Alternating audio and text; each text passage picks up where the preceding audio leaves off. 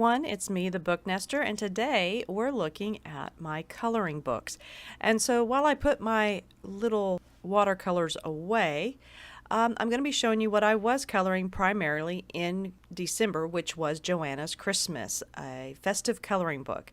But it's time to say goodbye because basically it's not Christmas anymore and we're on to January. So that's what this whole video is about how and why I like to transition from one coloring book to a different one depending on what I'm reading, what season it is, or just how I'm feeling.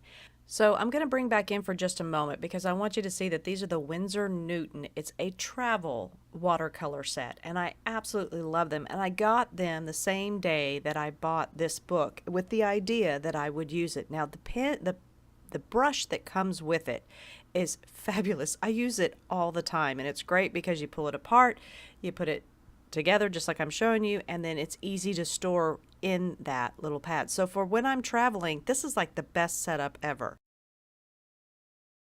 As you can see, I've used lots of red and green because those are the colors I kind of chose for this particular coloring book. And I also used a little bit of brown, but a little bit of blue, as you'll see. But I've been working in Johanna's for a while now, and these are, as you'll see, it's a consistent color palette, and this is kind of how I'm viewing this. This is a storybook in my mind, and I want all of it to look like one illustrator did it, and I've limited my palette for that reason. Now this very first one, most of these are not completed. They have a lot of the watercolor in them, but I'm still doing over them pencils. Now I had to draw in a body because the original picture of that is him basically stuck on a wall, and I couldn't handle it. So here is a wreath where it's kind of only watercolor, but in the back you see that blue, that's supposed to be a blue door. And over to the side, these are all the colors listed that I used inside this wreath so that I can reference it next year because it's not finished. Now this one's getting close to being finished. I'm not sure what I'm going to do in the background, but this was a fun first one where that ice tree was the idea.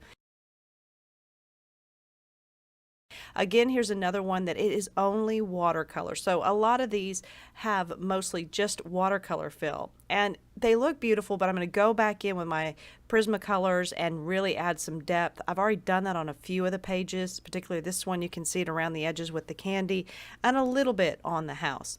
Now, he didn't get a whole lot of love, poor little polar bear that we have, but he'll get more next year. And that's the whole idea, is that I now have put in some of the colors, and I'll pick this back up next year. And since I know the watercolors I'm using and I know the pen colors or pencil colors I'm using, that I'll be able to go back and actually pull those colors. Now this section's a little different. I'm trying a different technique that I saw on YouTube, and I'm actually outlining using my Staedtler pens. And I've picked the colors that go with my color scheme for the book. I've put them to the side in my pens and book binder, or pens and pencil binder. Now the frustrating thing with Staedtlers is they don't have numbers or names on any of these colors. So okay, you're not gonna be able to see it. It's very fuzzy. I don't think it ever really gets clear, but that basically says blue 001. I've used tape and I've just written numbers on it so that I can write that down in my book and know that's the pens that I was using. So each one of those is going to be numbered in some form that I had to do myself. But as you can see, what I've done is I outline and then go back in with the watercolor. So it gives a different effect because the outline's a little bit darker. So that's a technique I've been trying, and I've been enjoying it. And on those really meticulous, tiny little details like that, it really, really helps. So this is just continuing through, showing you that no, most of these are not done. But however, I have done more in this book than any other book, and that's because I'm letting myself, if I want to work with just red, I go through the book and I do red the entire way. And it also helps keep the color consistent, that red that I'm looking for. This one is one that's pretty much finished. That little background with the little faded colors that you see in the back, that's the first time I've ever tried that. That's a big thing I've seen all on the internet, and it was a lot of fun to do. So here's my cuckoo clock, where obviously I had a little extra red paint and was just trying to finish it up and go through the whole book.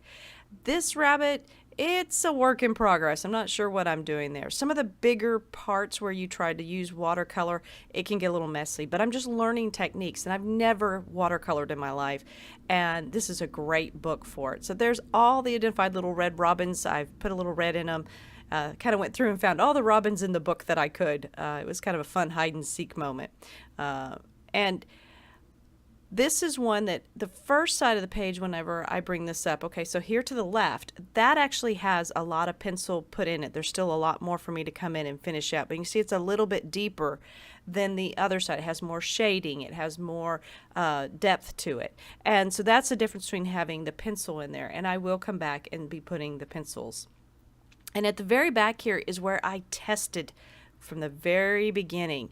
So this is always something you need to try to do. And once I established those colors, I thought I really like these, and that's going to be my colors for the rest of the time. So we're going to have to say goodbye to Johanna's Christmas, and in slides in the Snow Queen. Now this is based on Hans Christian Andersen's fairy tale, The Snow Queen, and it's Color the Classics. It's a frozen fantasy coloring book. I tell you what, this one was really intimidating when I first opened it up, and it still is every time. So here's my test page trying to figure out colors, particularly trying to do that cold, snowy, frozen feel. It's an interesting storyline. I'm really concerned about some of the pages. So this one right here is a shattered mirror. I have no idea. I'm going to have to go out and do some research on how to color shattered mirrors. But as you can see, there's a lot of intricacy, and it has the story in it. But the first thing that I've done so far is go through, and because again it's a storybook, I want it all to look like it's one illustrator. I've listed all of the Prisma colors that I've used for Gerda's hair and for his hair. And that way I know what order and I know how to kind of blend them so that they have a consistency throughout the book.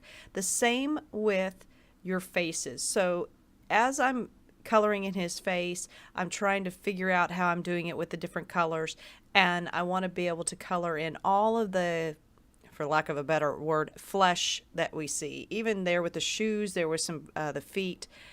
And this is a good one to show of how I was trying to figure out her hair, and I wanted to go ahead and start coloring it. And then I also did the hands. So the hair and the hands, any place where there's flesh, I've marked out the different colors I use, how the order in which I did it, so that I can replicate it, since this is more of a storybook and we're going to see this character again and again. And I don't want her hair to be extremely different every time. Plus, I like being able to do that. Again, it gets me coloring a lot more in the book, a lot of different pages instead of just one at a time.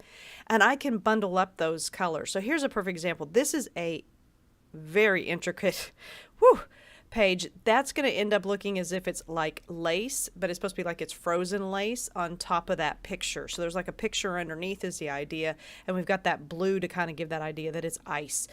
Again, very, very cold. But as you can see over there, I'm using 3 different types of blue and gray combination to make that blue coloring down by the bird. I'm going to need to do it on that page and this page. So it's good that I have the colors written down.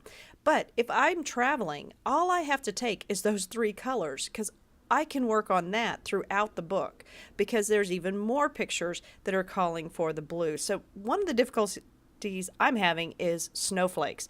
There is not a lot of coloring tutorials out there on how to do snow in a coloring book. And so I'm really experimenting. And again, here's the list of my pencils that I've used on these pages to try to create that icy snow look. And again, that's all I'd have to take with me. So when I was working on the hair throughout, I only had to carry a small tin that had all the hair color. And then this is something really interesting I'm trying to do, is the idea is that he is frozen. And so at points in the story, his hair is grays and silver and blues. And here at this point is where he's melting. She's gave him that magical kiss and he's melting. So the idea is that his hair and all of his body, the colors are going to come back in. Now the best thing about this book is, yes, there's more snowflakes for me to try to figure out how to do it. But it also then has a thaw, and you get lots of other colors that are going to be coming in later on in the book. So like I said, it's intricate, but I have so enjoyed using this book.